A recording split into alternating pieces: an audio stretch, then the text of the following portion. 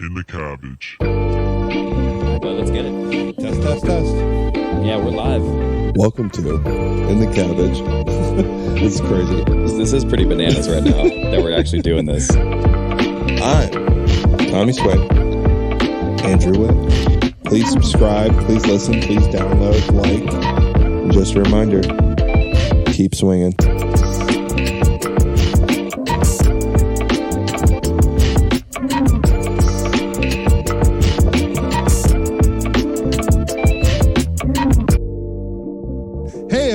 Welcome back to In the Cabbage. I'm your boy, Tommy Swain. To my right, or your left, Andrew Witt. What up, my peeps? Well, buddy, we are sitting here losing more bets. We're watching some hockey. You know what we do. Yeah, you know, we're bread and butter here, losing bets. At some point, I think we just need to get rid of the parlays. Yeah, they're fun, though. They are fun. Man, when you do hit one, you're just like, this is all time. Yeah, but you know what? We didn't even really hit some of our standard bets though, too, you know? Yeah, we're whiffing on everything. So we just got to keep swinging, I guess. You know what I mean? I see what you did there. That was nice. Anyhow, hacking away at these atrocious bets, dude. Yeah, if you're betting against us, you're winning money. You know, a lot of the time. But let me tell you though, I think betting on hockey is like a newfound love. I love hockey betting. I feel like your odds are a little bit better. I feel like I know football, and I cannot get a bet right. Yeah, you know football. You watch football. You don't watch Red Zone. You watch full games. Mm-hmm. You pick a game. You pick all 3 Sunday games, and you watch them. Analysis, if guys are dropping or not, if how they're if their line's getting injured, whatever. And I watch NFL Live a lot on Sports Center. I don't know. I mean, I feel like I'm pretty good with it, but then I just, it's hard to keep up sometimes. And I feel like in hockey, you get a couple weird bounces, something goes your way. There's more upsets potentially. So, you can ride on more feelings. I feel like I'm a feel better. Once I start bringing all this knowledge into it, then I start overthinking everything. And then it's just I don't know where to go. True. I feel very similarly when I mean, you watch more football than I do, but I have a good understanding of what I'm watching or looking at. And I feel like I can't tell you whether it's warm or cold. You know what I mean? I can't. I step outside and I know it's cold outside, but I'm second guessing everything I know with football. I'm just in my own head about it. With hockey, it's the good teams you pretty much know. You know when a banger hockey game's coming up just from past, teams. Or history of them. A lot of teams don't, from the very limited time I've watched, and I'm talking in generalities because, why not? I feel like a team doesn't drop off a lot from one year to the next. Mm-hmm. If you're pretty good one year, you're going to be pretty good the next year. You don't, take a huge tank. There's also not a ton of trades in hockey either. Right.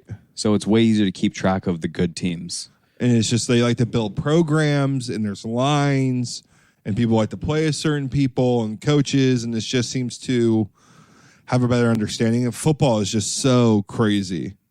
You don't if all over the place, dude. If a guard gets hurt, you don't really know the full impact on it until you watch the game. You're like, this guy can't block anyone. Their backup was awful. I mean, the Chargers. I mean, that was the main key when we were watching them last night. Yeah, we're gonna go a little bit of that here. We watched the Chargers last night. As you know, this podcast is Charger Town, bolt up. Yeah, we are Charger fans. We watched the game together Monday night, and was an awful game. I don't know how many flags were thrown. Let's put the line at over under 19 flags. Yeah, it was every play, super boring. It was just fun because we're fans and we're into it. But I mean, overall, just watching. If I'm not a fan of the Chargers, I would have had a really, really hard time watching that football game because there was a stoppage after every single play on both sides, which didn't make it any easier. Double personal Dallas was playing great. Yeah, and just double personal fouls, unnecessary roughness on both sides. Yeah, it got a little bit chippy, but it was just the offsetting penalties. Every time there was a big play, there was a holding call. I don't know. It felt like it was just a make-believe game at that point. Flags were just flying left and right. I don't even know what's happening crazy. anymore. And I just was watching the game. The Chargers line was getting blown up. Justin Herbert had no time. His finger is fractured. He looked a little off, missed some wide open throws that he typically would make. Yeah, that was not true Herbie self right there. No, not at all. And, I don't really know how much his finger's really bothering him with football players and injuries. They always kind of downsell how bad it really is most of the time. Just to give a reference, we play Dynasty hockey. I have a hockey player on my team who has a fractured finger. Same thing as Justin Herbert, and he's out for a month. Yeah, that's wild. Justin was taped up, casted up, non-throwing hand fracture, falling down. Looked like he was holding up a fin when he would fall on purpose. He tried to keep his hand up so he doesn't. When you're sticking that hand up straight to the damn sky like that. Right, when you're falling, your finger is in a lot of pain. And he's probably juiced up on painkillers and shots and probably hasn't been sleeping great because he's constantly getting whatever physical therapy on his hand and his forearm and all that stuff is just probably all jacked up. Yeah, it's just probably all like pain stuff because it's a fracture. So then it's just like if he's all jacked up on painkillers and stuff, maybe he's not fully there. And it just didn't look like he was his true self. He didn't have any time to throw. The line was not doing him any favors because I think we had maybe 50, 55 yards of rushing yesterday. Maybe.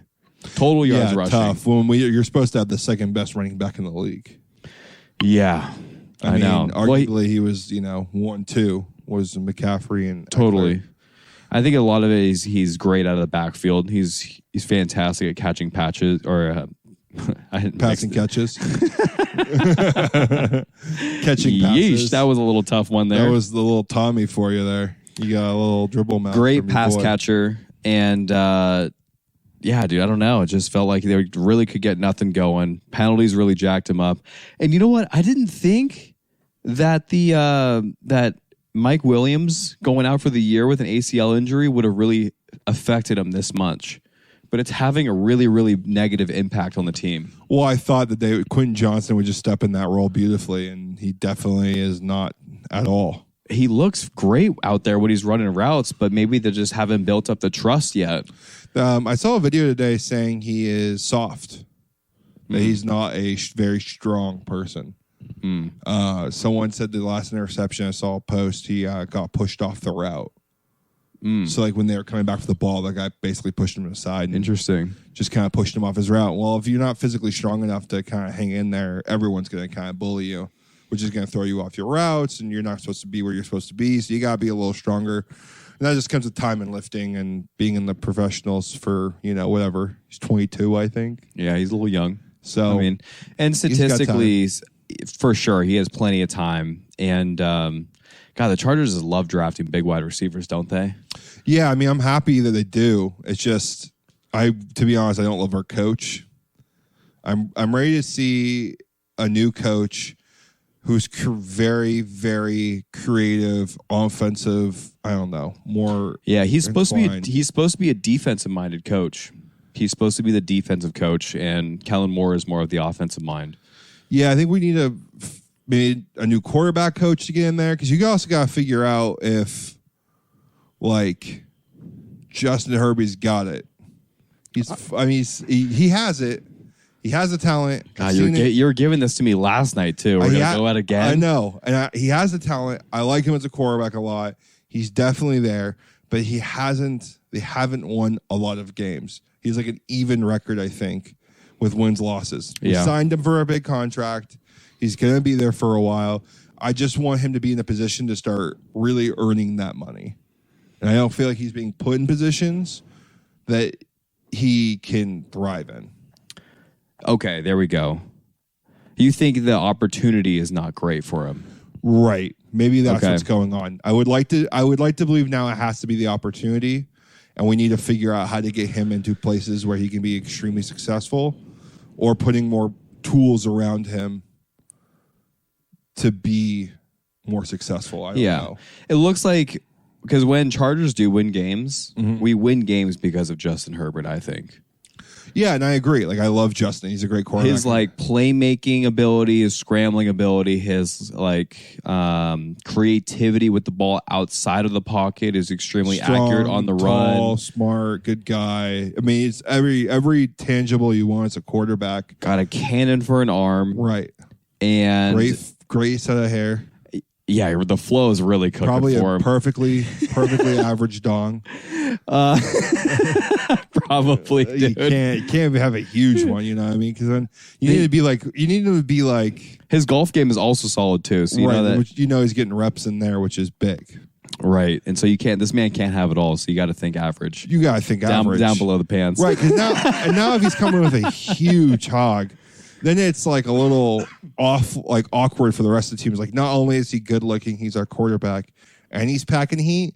Like, that's too much. Dude slanging. You need to have him be like the everydays man. Well, then you're also thinking this dude may be a sociopath, right? Off the field. You gotta have some. You can't have everything, you know. But I just think maybe he needs to be put in better positions.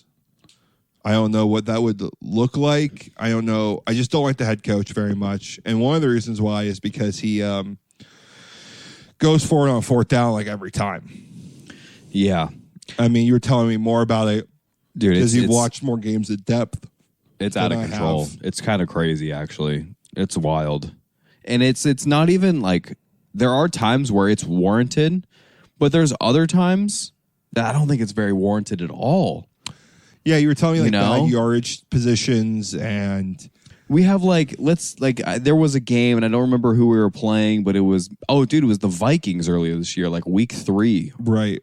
And we played the Vikings, and we're on our own, like 22-yard line. And there's like 3.5 minutes left in the fourth quarter. And we're up by 4 points. Not even a field goal. We're up by 4 points. And Brandon Staley decides to go for it. We turn it over on downs. Thank the Lord that we actually get a stop on defense, and we ended up picking it. Like, we ended up intercepting Kirk Cousins on the goal line. Right. When we sealed the game. But that opportunity I don't think it should have presented itself. Because I get it. The Chargers defense is ranked 32nd in the league in passing yards allowed per game. We're atrocious. We're the worst pass defense in the entire league. And we've done a little bit better maybe the last couple weeks. But, let's have a little bit of faith, or at least make the team go the entire field. Make the Vikings go the entire field in 2 minutes or 2.5 minutes. Right. And but they wouldn't have to go the entire field. You kick it from the 20, right? You'd be in the 10 punting. Yeah, you'd be on the 20 probably. That'd be a 60-yard punt. It's pretty far. It's pretty far. A good length of the field, though. Yeah, maybe. And they have to score a touchdown. It's not just a field goal. Maybe he just thought Justin Jefferson was just going to tear my new a-hole. Totally. I get it. And then they just wear the clock out, or whatever. There are certain times, and it worked out. But this time, yesterday, we were playing the Cowboys. Not really the case. Yeah, because he went for it twice on fourth down in red zone territory, didn't he? Yeah. And we lost it both. No points, walked away. Kind of cost us the game. We got down to the red zone 3 times in the second half and walked away with 3 points. Yeah, you need to walk away with 9. At the bare minimum. Yeah, I don't understand. At the bare, you're supposed to, and once you get in the red zone, the Cowboys last year had the highest red zone percentage of all time or whatever. It was up there. It was 71%. They said it at the in the game. Right. So by that standard, if we're just getting a touchdown half the time, we should be walking out of there with 13 points, 3 end zone trips. Right.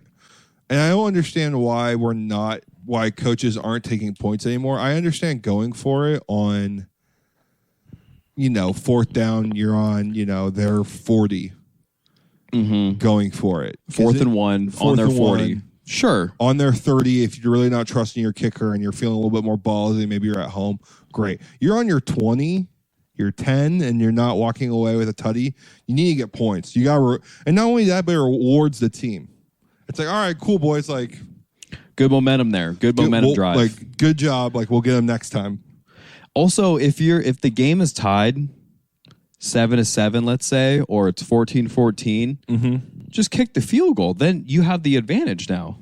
Right. I just don't. Because then you can go down and score a touchdown the next time. And then if they go down and score a touchdown, you're still up by 3 points. Yeah, I just don't. Why are points now no longer a deciding factor? Like, I mean, like, why are people deciding, oh, you know what, going for it, getting that touchdown means so much more than a field goal? Yeah, I get that, but like, points are points. You got to put points on the board, right, to win a game. And I would rather always be winning a game than behind. Also, if you don't kick any field goals, like you're on the 30-yard line and you maybe don't trust your kicker fully, or you always go for it, and he's not kicking any of those all game, and then it comes down to game time to win the game.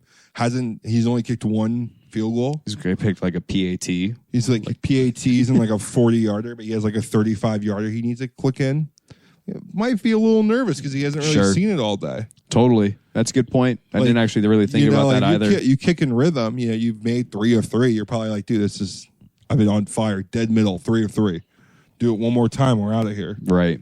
Oh, I haven't kicked a 30-yarder. I missed my 40-yarder before this. There's clearly just like 2 different ways of thoughts in this, you know? And like one of the perfect examples is also the Ravens this past weekend. I know Justin Tucker is the greatest of all time. I mean, there's hardly ever any debate on this. Yeah, I mean, the man is locked in from 65 and under, basically. Yeah. But they kicked 6 field goals, made all 6. Wow. And they came out with a W. Now, it wasn't pretty, but at least they're getting points on the board. Right. And maybe kickers need to be valued more.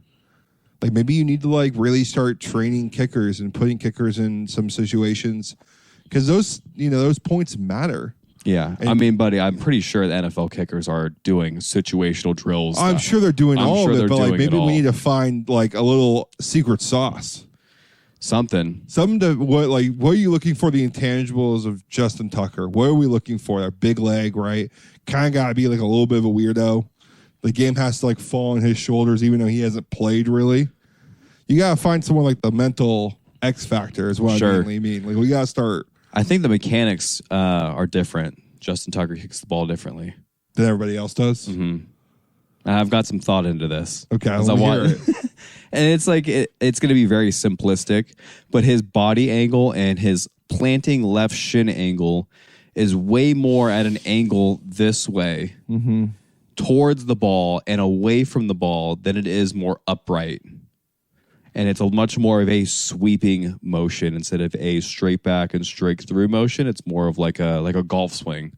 Right. It's got like a load back behind his body, right leg, swing through, going that way, more of like an arc. I mean, it's all an arc, but it's more of just like on an angled arc. Do you see what I'm saying? Yeah. And that makes sense because it's more repeatable than straight up, straight back. You would think so. Right. Better contact. For sure. I don't think I've ever seen anyone have that same like shin angle and angle to attack the football before. Gotcha. I don't know. Well, that's just a nice little. I'll have to check it out next time. It's a casual observance. I just feel like maybe they should invest more in a kicker. Yeah, they invest a ton in tennis swings, baseball swings. It's a leg swing, right? I'm sure soccer players are like working on their mechanics to like kick certain like free kicks and right passes and all that kind of stuff. I'm sure there's. I know the professional NFL kickers are getting reps, and I know they're getting cameras. I know they have personal kicking coaches. I know all of that, but I think we need to like figure out, like I'm saying, how do we bring a little bit more to the X factor to that position? And you also had a little bit of a like a random thought, because kickoffs in football right now don't mean shit. They just might as well give them to the 25 and let's move on with our lives. What are we doing? And then you got to go to break, and then you got to change into like right blah blah blah. Yeah, and you proposed that if you actually on kickoff kick the ball through the uprights, that it's like worth the point. And I was like, ooh, maybe that's a little bit too aggressive there. It's like that we don't want points like on kickoffs, like you've already scored. So maybe you just like if you make it through the uprights, then you start on the 15 as opposed to the 25. Right. You push them back a little bit. Yeah. Giving something to another position to a kicker for it to matter. I like the point idea just because like it's a tie game, 5 seconds left. Yeah, do you want that decided on the kickoff though? Like that's rough. Yeah, but like the odds of you making a kick from that far are much greater than you returning the ball to win the game. How many returns have there been for a win with 5 seconds left? I mean, hardly ever. Hardly ever. I just don't want the game decided on a kickoff like that. Yeah, but it's the same thing as deciding on a field goal. You know how much pressure there would be? Then if he whiffs it, hits it out early, now they get the ball on the 40. Mm-hmm. So maybe there's some, maybe he has to declare he's doing it, and they miss it. There's a penalty for them missing it too. Like, hey, I'm going to go for a make. And then the penalty would be like... I see. Starting on the 35? 35. Okay, there we go. I kind of like that. Right. Okay. Now they got, whatever amount. But they just want to put the point on the board because they got a freak back there who can kick the ball. Sure. 100 yards, basically. I don't know. I agree. The kicking, it's just such a weird concept with football is because 95% of the plays are not kicking the football. And then all of a sudden, like, the game comes down and, like, a lot of the times matters way too much. It matters so much. And I feel like if we are going to keep kicking, like, involved in the game, let's have it matter a little bit more, or, like, let's have it more of, like, a constant scoring ability, or have a little bit more factor. I get the going for. I like the more going for it. I do, but when it's really like, why are we going for it on our own 15 when we're about to score? Yeah, like on their 15. Their 15. Like when we're about to score, like why are we walking away with nothing?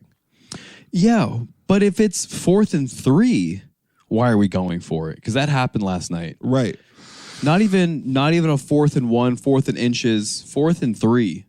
And it just doesn't make sense because then you walk away and you're kind of demoralized. Like, wow, he just did that whole thing when you didn't get any points. Same thing happened with the Oregon game. Watched the Oregon game as well. Coach didn't go for it twice in the red zone. Right off the rip, first drive. Get the ball, good drive down there.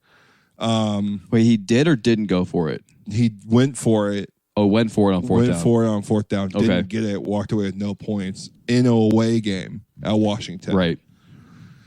I don't care. And did that once. Me and my father-in-law were up in arms. Like, you're away. First drive of the series. Get the points. Get the boys on the board. Don't start yourself off as a negative to start the game. Because now you're giving the ball to them at half, and you got nothing out of it. Right. Like, I get you want to be aggressive, but that's not the time to show aggression. Show aggression when you're on the opponent's 35-yard line when it's 4th and 2. Right. Because then it's a 53-yarder from the 35. Okay, that's a college kicker. We're not going to do that. We're not going to do that. But let's give the kid a shot in the 30. You know what I mean? The 20. The 20 for sure. Whatever. And does it again, and would have been another 3 points, which would have been 6 points. And then they walk away. Fast forward, then they went for it again on 4th down later in the game too, right? Right, and they lost. I think they lost those points as well. And they didn't get it. They didn't get it. So all 3 opportunities, nothing happened. And they end up losing by 3. Yeah. Which if they would have kicked the field goals, they would have had an easy dub. It would have been time management. Touchdown would have put them up by like 10 at some points. Me and him were doing the math. I had the 2 field goals, maybe missed 1. There was so many different scoring opportunities they missed out on just because they didn't have any points on the board. And I also do think that coaches, because there is a time and place, you could also feel momentum. You can also feel the energy on the field a little bit on how energized and the momentum is working for maybe your guys on offense versus when we're not and we're kind of scrapping up and down the field and it's tough to come by some points. Right. You just need I think or if it's our run game that's really not working and you think you're not going to get this one.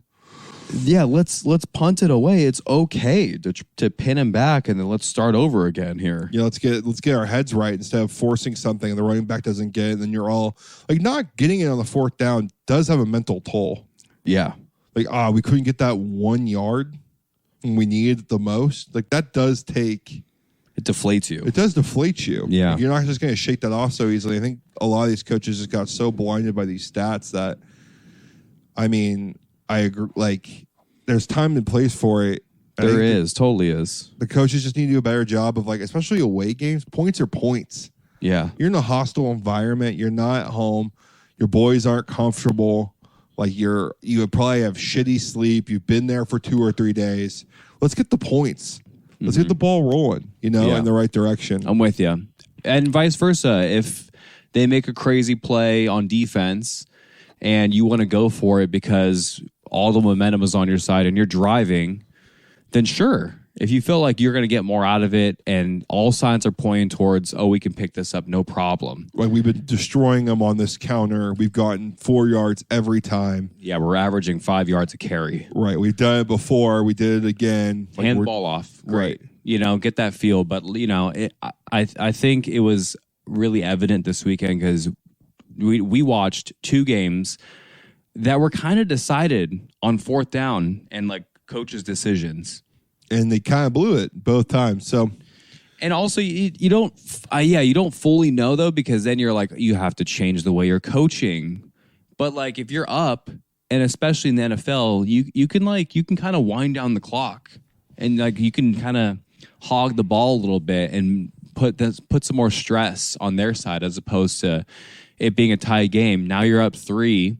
That's a good point. You get a stop, and now there's like 9 minutes left in the 4th. You can kind of suck that thing down for sure, all the way to the end of the clock, basically. Yeah, it does lend yourself to being in the driver position. Mm-hmm. Always being up by points, and situational ball, it matters, but being in the driver's seat, being ahead in points, even by 1 or 3 or 10, it matters. Totally. And just giving that away because you're being too aggressive, because the stats say you should, just doesn't sit well with me all the time. Yeah, I agree. I think stats have a great place in sports. I mean, baseball has been riddled with it recently. Golf has been riddled with it recently. Football is now starting to very much become this as well. High percentage chance, this does this, tush push. All this stuff. Going for it on 4th down when you're like, a minute 45 left in the game. If you get the first down, you can essentially take a knee, run the clock out if you're up. There's more of it and more analytics. But I feel like there's so many more X factors. Is this what you're kind of trying to say? Yeah, like there's just so many more X factors to the decision. And also like just sometimes I don't know. Going against stats is like hard by saying eyeball test, but like there's so much X factor around what's going on that it's a team sport. There's a huge momentum swings. There's a lot of things like that where it's not like golf or tennis where it's very individual and it's very concise and very taken from your sample size because you do it. It's you versus the course over and over and over again. This is a team sport. There's different vibes and areas and arenas and everything. I think you have to. Part of what makes you a great coach is maybe going against those stats and taking a calculated like understanding of what's going on and understanding, hey, we need points here. My boys are away. We did 3 great drives to walk away with no points. It's just tough. Yeah. Like why can't we get that 1 yard when we need it the most? So when the game does come down to that 1 yard and you've been stopped 3 times. I mean, all signs point towards it should probably work this time, but and you also only have a finite number of those plays as well. Like the coaches have a certain amount of 4th and 1, 2-point conversion plays. Right. They only have. Sometimes it's better to kind of keep those cards close to your chest, maybe in those situations as well. Your go-to green light, we're going to get a tutty here or a 2-point conversion because of this play. You're burying them in the regular season when the games might not mean that much. It comes down time. It's like, we saw this formation. We know what's happening. It's, fake run, tight out, tight end, corner out, tutty. Yeah. But just a tough situation. I was really that was the game of the week for us. Yeah. And like, it was a little bit of a letdown, a little bit of a bummer. It's tough. One to see the Cowboys win. Don't like that very much. Yeah, Cowboys are tough to see. And then they do the victory, stand up, sit down thing. God, dude. Yeah, I forget what that's called. Like the shotgun hike, winning formation. Winning formation. God, dude. Brutal. Just brutal. Get the game on ice. Another thing with these close games that happens often is people storm the field. Happens way too often in the college scene. It's kind of laughable at this point. We kind of talked about it before, I think, where we're like, this is just way too much. People storming the field for everything. Yeah. People should actually genuinely stop doing it because it's just getting annoying at this point. Like, it used to be cool when a one would get upset by an unranked team. Then they would charge the field because the stadium was shitty or something like that. Like, it was cool then. But when two top ranked teams are playing each other and you beat them and you charge the field, it's just it's annoying. It's taking the gravitas out of the situation. Yeah. But also what's happening now are these kids are running on the field. They're videotaping themselves. They're going up and taunting these huge football players after they take an L, a big L. And these players are reacting poorly to it, and they're hitting you or they're pushing you or they're cussing at you. And then you look surprised. Right? It's what did you think was going to happen out there? You're someone that's not supposed to be out there. And these dudes are pissed off because they got their hearts broken and maybe their season's over. Are you talking, is this situation happening more in college football? Yeah, it could be that you're a 10th ranked seed. You're looking to make the playoffs. You haven't lost the game yet. You're playing like loyal Christian of the deaf and the blind, and you get beat, and they charge the field. That's the end of your season. It's not like pros. You're like, oh, that was a bad loss. We'll bounce back next. No, there's no bouncing back. It's done. You're out. You're out of the top 10. You're ranked 35. There's no chance for you to get back. No chance you're getting the college football playoff. Right. And so the stakes are so much higher. And sometimes these are the kids' last games. It's like their senior year. They're not going pro. They play very limited snaps, but they play. They've been working for this their whole lives. They're on a good team this year, and you run up their face as a scrawny person getting this huge. You're also you're just hammered, talking shit in their face. I think once you jump out of the stands, all bets are off. Onto the field, free game. I'm tired of these players getting in trouble for these dumb college kids running up in their face. And he should really have handled that better. No, I don't know who this dude is. He's running onto the field. It would be like running into your place of work and running and flipping over desks and chairs where you're sitting and talking shit about how bad you are at phone calls. God, that was an awful board meeting. What are you doing in there? Do you even know how to run a board meeting? It's you would get a little fired up. Who is this dude? I mean, when you put it like that. You're running into this man's kitchen onto his field that he's playing on. He doesn't know who you are. He doesn't know what you're about. All he knows, he's got a devastating loss and some pipsqueak is up in his grill. And he might be a little scared. Being charged with that many people on the field. Yeah. It'll be a little disorienting. Sure. You don't know what the guy's carrying. If it's what's going knife. on, especially today. Yeah, you have no fucking clue. No clue what's going on. I'm with you, dude. I actually want to see one of these kids get fucking decked. Is what I want to see. Because I'm tired. Then they always look shocked. They're always like, wow, this guy's crazy. Yeah, he's playing football. What do you think? He's not normal. You twist an ankle and you're out for 4 months. This guy's running around getting concussions every other play. And you think he's going to be logical. Sure. I don't know. And at the same time, it's dude, I don't know what the hell you think you're doing. You're being a menace to society in the football field right now. And you're just not bringing anything. And then these players have to go talk to their coaches. Their coaches give a shit. Hey, John, you really can't yell at that kid when he runs onto the field. You got to have better composure. Why, thousands and thousands of people you don't know are surrounding you of drunk college kids in a town you're not familiar with. Why are you acting that way? Tough. That's a tough ask. Yeah. I feel 95% of people would lose it or be so intimidated in that situation they wouldn't know where to go with it, you know? And it's just, I don't know. I think people need to stop being victims on that aspect of things. It's just I don't understand. And maybe I didn't really see a ton of this because you watch a little bit more college ball than I do. Yeah. Did that happen in a like specific It's game? happened multiple times. Yeah. Multiple times where you also are on Twitter a little bit more than I am, so maybe it's on there too. Yeah, Twitter is a whole other beast. I've been trying to in the cabbage stuff here, sensing my mental a little bit here slipping from me right now. Like I'm starting to my good mood, like my good mood and like, happiness is starting to decline. I'm starting to go to the low phase, low season here. Okay. And I've been here enough now to start realizing, like, I would say not depression. The blues are coming a bit. Mm-hmm. The woes is me. And it happens to me more often than I would like to probably admit to myself. And I've found that what helps me a lot is starting to block topics on Twitter that I don't care to see anymore.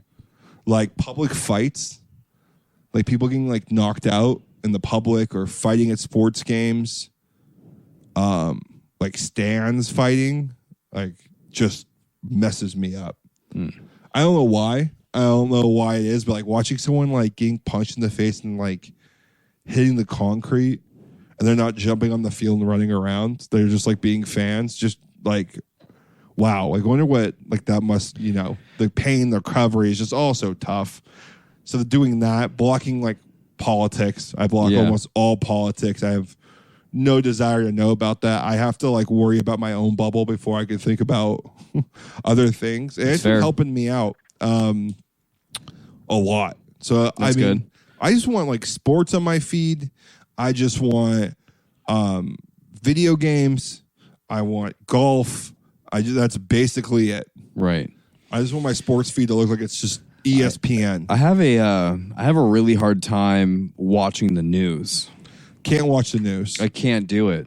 And then also I can't trust any of the articles, what I'm reading. I have to do so much back research. And at that point, it's just like causing me more harm than good, than me being tapped into what's going on fully. And maybe that's ignorant and dumb of me. But like, let's go back to that. Let's go back to people just not talking about politics. Like, remember when it used to be a faux pas? Yeah. Like, remember when it was like, you can't talk about your political views because it used to be like a bad thing to talk about? I would love to go back to that. Yeah, let me just be real ignorant. And let everyone just like believe what they want to I don't know. There is for sure pros and cons, but when we're talking about it in a perspective of like you personally and like mental health. Yeah. Because it's out there. Right. It's out there. There's information. It's there if you want it. And so maybe it's not, maybe like a kind of a wrong thing to say because there's a lot of that came good about being a little bit more vocal. For sure. However, I do want that feeling to happen because there's so much BS that the world is trying to like shove down your throat sometimes. And it's just like, I don't need any of this. I think what is it doing for me? I think what I'm trying to say is like, obviously the certain things that matter, like, equal rights and all that other stuff, women's equal, everyone's equal rights. Doesn't matter which way, up, down, left or right, all equal rights. Obviously that's super important to know and be in tune with, but like hearing that you hate Trump because he's eats McDonald's and drinks Diet Cokes and you hate, Biden because he's senile. Like, I'm done talking about that type of stuff. Yeah. Like, that stuff doesn't matter to me. Like, I don't care if you hate Trump. I don't care if you hate Biden. Like, I would much rather hear your, views on something that you're passionate about, like helping the ocean or certain bills to be passed because you believe in climate control or whatever, freedom of speech or whatever. I don't want to hear about it's the reality TV show drama of the politics that drive me crazy. Yeah, yeah. There we go. We reeled it back in. That's what we want to avoid. That's a great point.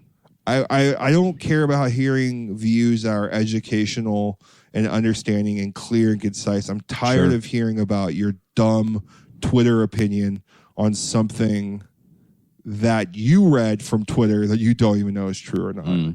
Mm-hmm. Like we just shut your mouth. Let's talk about hockey or whatever. You know what I mean? Yeah. Before we get into that. Anyways. I agree. No, I think it's a good thing. I like how you can also like choose what you can like on your feed, right? Because ultimately, I mean, whether we like it or not, the phone is just such a huge part of our lives now. I mean, it's just so massive, and the internet is everything. It's my whole being. It's the existence. And I have to kind of use the app because I kind of need to be tuned into with what we were talking about on podcasts. So get a lot of my sports updates that way. I find new topics on men's mental health we kind of talk about. Some world news that I find, beneficial or good to read about. I should have sent you this clip on Instagram. It was just like a quick 1:30 long like reel that I watched the other day. And this guy conducted a self-study for 6 months, no phone, no computer, no TV. And he claimed that essentially nothing really mattered to him anymore, and life was so much more vividly in color. Because when someone would talk to him about, oh my God, did you hear that, whatever, like the Chargers head coach got fired. He's like, I don't really, that doesn't mean anything to me anymore. I'm not really tuned in. I'm not tuned in. I'm not a Chargers fan. Doesn't really matter. Right.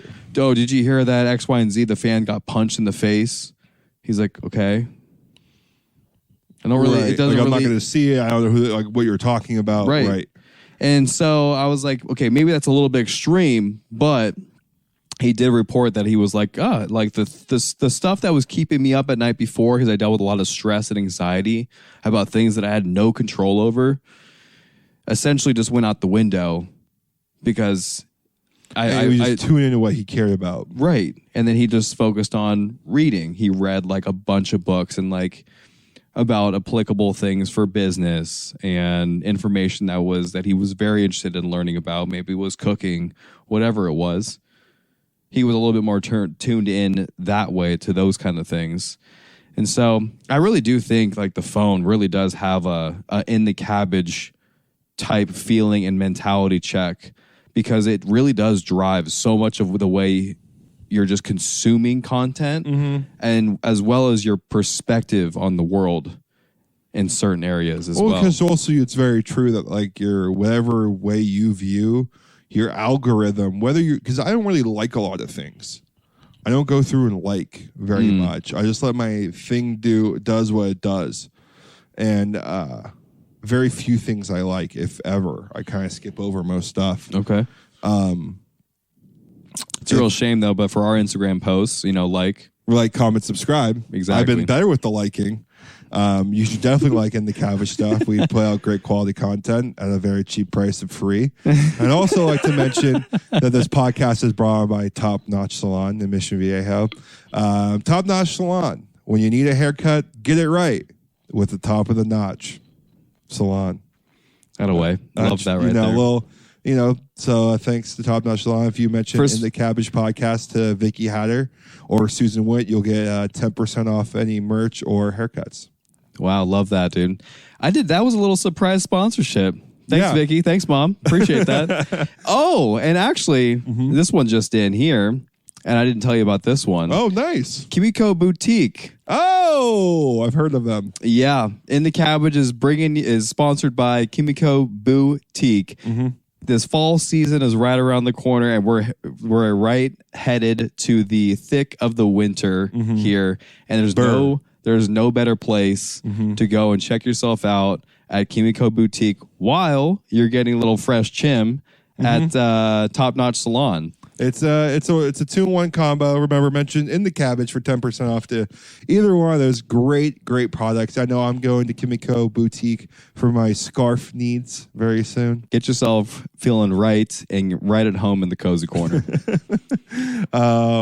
Shout out to Bob Does Sports, one of our favorite podcasts does that. And, we're going to just start throwing some weird sponsorships in the middle of them just to, and tantalize maybe future sponsors for the podcast. We are looking. We don't have any. Trying. I mean, I'll sell anything at this point. I'll sling whatever you need me to. So going back to that, Do you ever like, do you do any, I mean, I guess it'd be a good question to ask you. Do you ever feel blue? You don't really get depressed from the most part from what I know of you. I'm sure you've been down before pretty bad. Yeah. But I definitely get down, and I've been noticing a little bit more. And I just feel drained at times, and just feeling maybe not blue as you would describe it. I would feel more as gray. Like there's nothing really matters. Yeah, I'm just kind of Right. You I know? get that. That's how I guess that's a better way of putting it, because that's how I feel. Like the things that would bring me joy don't bring me as much joy. Yes, that's exactly right. Or any at all. And then everything becomes a little bit more annoying and time consuming. Yeah. And I think that has to do with the phone. I really do. I would agree with you that definitely has a huge component to it. So putting my phone down and reading topics I actually enjoy helps me a lot. Yeah. Because when I'm just shuffling through content, it's just like a constant, like I'm just looking for enjoyment this whole time, as opposed to something I'm actually like learning about or interested in. That's where I feel like I'm doing a lot. I don't know. It does like affect my ability to like make people want to like smile or laugh. Right. And it's kind of shitty that it kind of comes down to that sometimes. And I think that maybe has to do with the phone a little bit. I think it's due to the phone. A lot of it for me, it's that I was listening to a podcast and they were talking about how being in the dumps or blue is a very selfish thing. And I was like, I wonder why he says that. And they basically said because what you're thinking about in those situations is me, me, me, me, me. You're never in the dumps thinking about like your family and like what you could do to help them. Okay. Or what's going on with your job. When you start getting really down and hard on yourself and really depressed, it's all me, me, me, me, me thoughts. I suck. Everything around me sucks. I have nothing good. I am nothing good. And those thoughts start to repeat and they get louder and more defined and worse. I'm assuming if it's such a bad thing, they wanted you to stop doing that. Right. So how did they just, tee it up for you to kind of get better? Well, technically they say that you should take a God-sized dose of mushrooms. Was the overall arcing thought on that, which I don't condone. I just thought it was interesting. The way I've gotten out of it in the past, one was therapy and researching maybe what was going on with me because I couldn't tell fully because it was so out of the norm for me. So it felt so off that it felt like I was sick. Does that make sense? Like I felt like I tore something and I didn't go to the doctor yet. It's like you feel like you got a head cold, or you're kind of just feeling about something that you normally are like pretty jazzed up about. Yeah. Yeah. And when I was really down, it felt like I knew something was wrong with me, but I didn't like medically get that. It's like have like my hand hurting all the time. You know something's wrong with it, but you can't like go, like you don't want to go to the doctor to figure it out. So when I start feeling like I'm descending, I change up what I'm doing. And a lot of it's appreciating the small stuff. So like getting myself up for a podcast, being like, like this is something I want to do, getting excited for it. Even if I don't want to go play golf, let's say I'm not really looking forward to. Yeah, I get like that too. I don't know why. Like I'm not really looking. I'm like, what am I? What are we doing? Right. Like I'll be in the car and like, do I really want to do this, or do I rather just go home and sit down? Or I'm in the round. I'm like kind of over it. And to me, I now have to take a deep breath, look around, try to track what I'm thinking about. Has anything in my mind the past 10 minutes been positive? Probably not. Right. Probably not like, I'm glad I'm out here with my friends. I'm glad I'm walking. Even doing something simple like that. It doesn't have to be this big, grandiose. I'm so thankful for, my friends and my golf. Like, it can be very simple. Like, I'm glad I'm outside today. Yeah.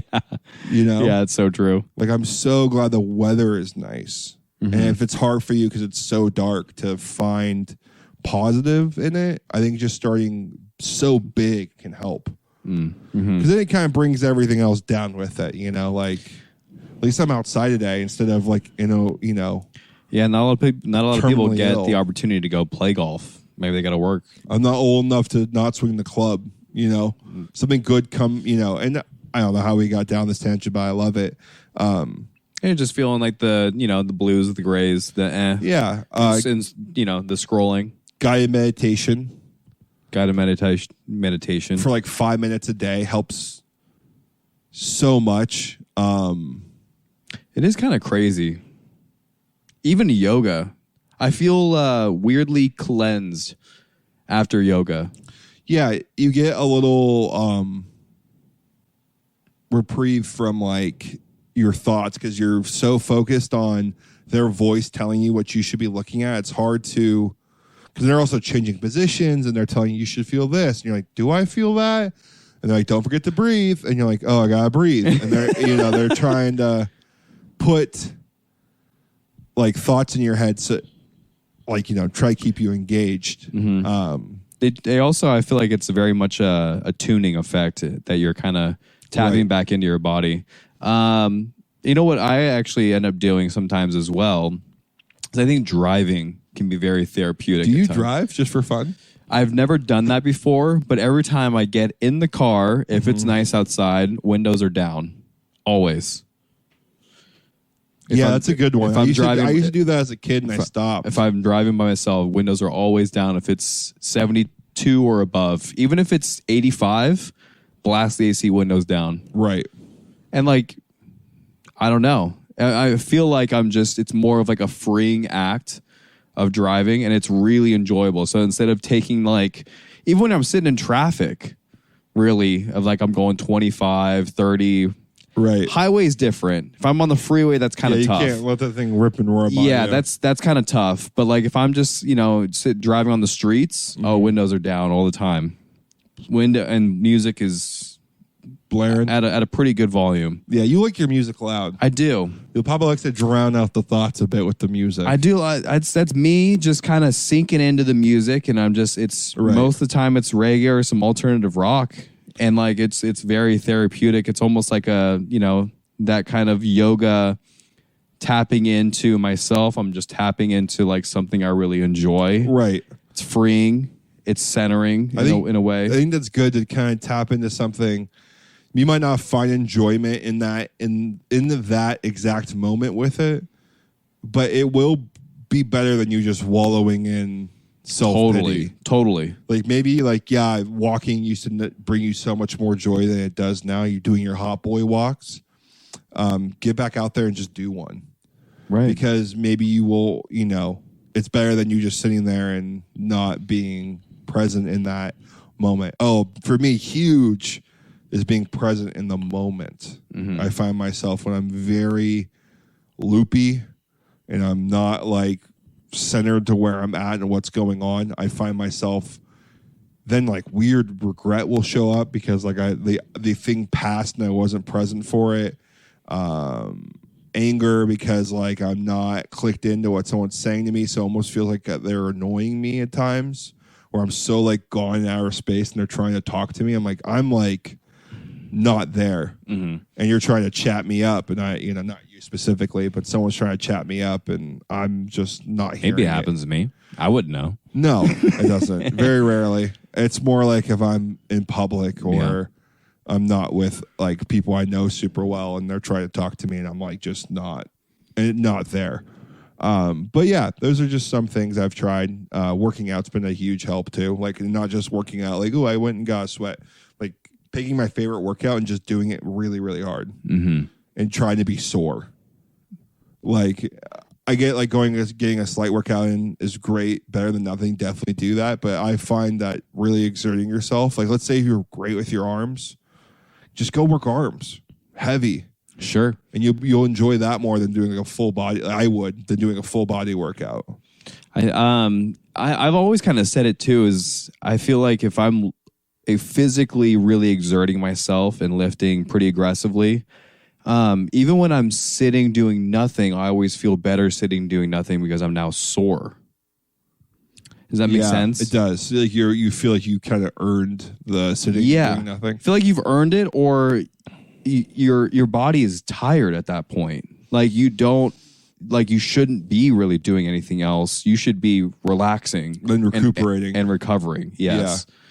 And so that's where I find myself relaxing and being more present in those times as well. Like if I'm working Monday, Tuesday, Wednesday, Thursday in the gym.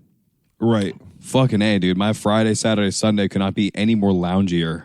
Or maybe maybe I'll go out, but I'm probably not going out anymore. Like I rarely go out, but I'll go out to a buddy's place, go into your pad, we'll hang out, play golf. We'll go play golf. We're sitting in cars, we're sipping drinks. I'm not worried about any of my movements anymore. You're just hanging out. I'm just vibing. Right. Yeah. That's some good tips there for the people if they're feeling a little gray. I know 'tis the season to be gray here coming up. It's not right now, bro. It is fucking toasty outside. It's warm outside, but typically it's when the grays start to show up and people start to get in their feels because of the holidays and stuff. So just remind yourself, it's in the grand scheme of things, it doesn't matter, and it will pass.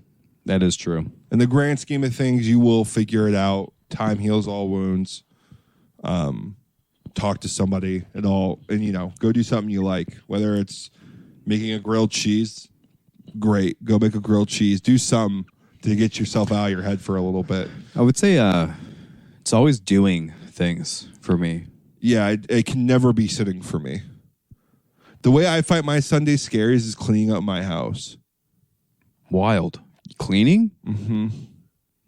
Wow, interesting. Then I'll get, so it's a fine line, because if I do too much and then I also clean on a Sunday, then you don't feel like anything's happening. Really. Then I don't feel like I'm doing anything important, and I get angry because I didn't relax or do whatever. Mm-hmm. So it's a fine line. I have to choose and pick my battles. My mental state is always so. I was gonna say it's a little frisky over there. It can't, dude. I'm having such a hard time with my birthday. Unreal hard time with my birthday. I don't know. I have such an easy time planning things for other people and figuring it out and giving my opinion what I think is best for their experience. But when it comes time for me to make decisions for myself, I have an extremely hard time doing it. Well, what we are doing is playing a little 4-man scramby this weekend. Right. But that was easy because it was already planned. It was already on the calendar. It's already there on the calendar. But if someone's like, hey, we're going to a birthday dinner, where do you want to go? Who do you want to invite? And I'm like, who do I want to invite? Shit, I don't know. Yeah, who do I invite? Who do I not invite? Do I want this? Do I want that? And it's been a battle with my head recently. It's crazy. My master's like, what is going on? I'm like, I don't know. And it's just like this weird, overanalyzing of something that normally I wouldn't even think about. It's strange. I think it's because I want something to be a certain thing, and I feel like if I make the wrong decision, it won't be that. Birthdays are a weird situation because you want it to be nice and chill, but you also don't want it to be so extravagant. At least for me, anyways. I'm not huge on the birthday. Let's just go hang out, do something fun and chill, and I'm good with that. But you also do we need to blow it up a little bit more? Do we need to do? I don't know. There's a lot of stress that could happen around birthdays. So yeah, I'm with you. It's a lot of stress, but also I want mine to be chill. Would you rather? Let me put it this way: would you rather have it just be a surprise? If someone were to plan it for you, because I got hit with some news for my 30th. Right. I had no idea. Katie was cooking something in the back pocket for a while, and I knew she was. And I grilled her a little bit about it. Right. And then I didn't. I stopped. Found out I just let it go. And yeah, we've been trying to go to this American Express PGA golf tournament for the last 2 or 3 years, and we can't get an Airbnb. And then we just we don't pull trigger on it. And it's or the Airbnbs are too expensive or whatever. Right. And so she just pulled trigger on an Airbnb. It's out in January, by the way. That's when my birthday is. It's we're not even close, really. January 19th. Yes, sir. Little boy. 19th over there, baby. I'm going to be turning the big 3-0. And so Katie surprised us with a little Airbnb and tickets to the American Express, which is going to be all time. Never been to a PGA Tour event. But I was thrilled. Like, great. That was awesome. I know you were helping a little bit along the way. Yeah, I would like that.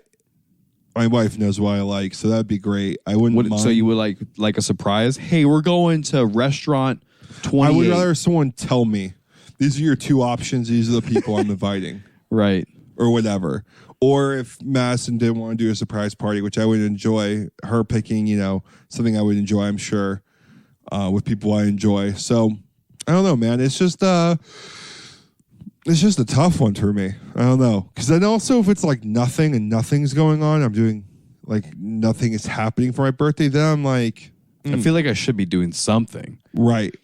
And then the scariest creeping, like, do people care? Do I care? Like it, and then my brain just goes. I have OCD, by the way. I don't know if I've ever said that out loud, but it's definite. I definitely have it. Yeah. You get very fixated on a couple things. Heavily. Mm-hmm. And it's hard to break. It's not OCD, like, physically. Off on, off on, off on. It's not like a physical thing where it's like things are not in order in place. You're not really particular about that as much. You're more so fixated on thoughts and how your mind can kind of chase around a topic, events, what people think, a feeling. Right. And should I be feeling it this way? Should I not? Why am I feeling it this way? Yeah, and I'll hyper analyze it to the point where it's like crippling. And you just fixate on a topic, and it's a form of OCD. It's not the physical one like you're talking about. It's just weird because I also know, like, I'm very logical. Like, I know what I'm saying doesn't matter, but my brain can't get past it. Mm-hmm. Like in reality, at 31, I'm turning 31. At the end of the day, the world keeps spinning. My 31st birthday will be just as important as my 28th birthday. Like, I'm not going to remember what I did. So, like, it shouldn't matter. Yeah, and like you said earlier, time just keeps on rolling, and you do too. Right, and so I know it. I can't, like, I don't know. My brain just, it's like, I know what you're saying. I agree, but this, and this. And it's like, okay, I might be crazy, but we're all a little crazy. Damn, man, we went on a little tangent there. I think that's great. I think we could just call the podcast right there. I think so, dude. I think that's another great one for the books. And, this In the Cabbage podcast is sponsored to you actually by Dude Wipes. Dude Wipes. Yeah. I got my phone in my right front pocket, keys in the left front pocket, wallet back left. And you know what I'm also not leaving behind is the Dude Wipes, because I never go anywhere without them. That's true. They are my saving grace, and they should be yours too. I call you Mr. Wipe. Great for cleaning up messes in the front and the back and wherever you please. Front and the back. Dude Wipes. From the Dude Wipes cleaning from the front and the back. You got a lot of front messes. You got issues with Dude Wipes. You know what's great with Dude Wipes? It's an all-purpose cleaner, baby. They have travel packs, and I throw some of those in my golf bag, mid-round poop with a Dude Wipe. Unbeatable. You can minus 2 strokes off your game from that. I didn't know you did that. Yeah, I don't have any currently, but I did in the past. Now I know where I'm going here. Yeah, I got to restock up. And then, I've consistently, that's the only way I wipe. I always finish with some sort of... Have to finish with a Dude Wipe. You have to. Or a bidet, which is goated itself. Now for everyone's favorite segment, the Fade Me betting segment. We do have to do We this. are now 4-10 with our win last week with Washington. 3-10 with the Washington under. It wasn't Washington, it was the Chiefs and the under. My apologies. Chiefs, Broncos. Yeah, and we got the Chiefs and the under. Hit it. Bang. You're welcome. If you went against us, sorry. Maybe better luck this week. We're going with Jacksonville and the Saints. We're not loving any of the prop bets, really. Kind of all up in the air, but we're going to go with an easy one. We're going to go with the underdogs with Jacksonville to win. I think the Jacksonville Jaguars are playing some solid football, and that's no disrespect to the Saints because they are too. I just think that Jacksonville's kind of just rolling right now. Winning a couple games, back to back here, one across the pond, actually 2 across the pond. Yeah, I just think they're playing really solid. Good football team over there. Got a lot of weapons. Travis Etienne, Christian Kirk, Calvin Ridley, Zay Jones, Evan Ingram. Got a lot of weapons. Got a lot of eyes. Cool jerseys. Yeah, and yeah. They got some sick jerseys, dude. So awesome, buddy. You got anything for the people? Sure. We'll give a little shout out to the people out there. Maybe dealing with a little pet issue. Oh, you know? Yeah. Just found out right before this that Sayonara Jax. Yeah. Really, really. Yeah, kind of a bummer. Yeah. R.I.P. It's never fun. So just, love is always, setting out your way for you people going in some troubling times like that. Yeah, it's tough, man. And it's always so brutal to lose a family pet like that. Yeah. I was never as close to him, but yeah, I mean, it's basically just if you're living with the dog, it's basically a family member. So it's tough, man. You're basically buying heartbreak. You really are. You're basically, I'm in 5, 6 years, 10 years, whatever. This is going to be tough. And it sucks. But, we all get through it. Time heals all wounds. Like, comment, subscribe. We're going to be on all major platforms. YouTube content with video coming soon. Big things coming. Devin, shout out to you. Thank you so much for all your help. I couldn't do this without you, buddy. Jake with the thumbnails, baby. Jake with the thumbnails and all our graphics. He does a great job. We're in the cabbage. And just a reminder, keep swinging. In the cabbage.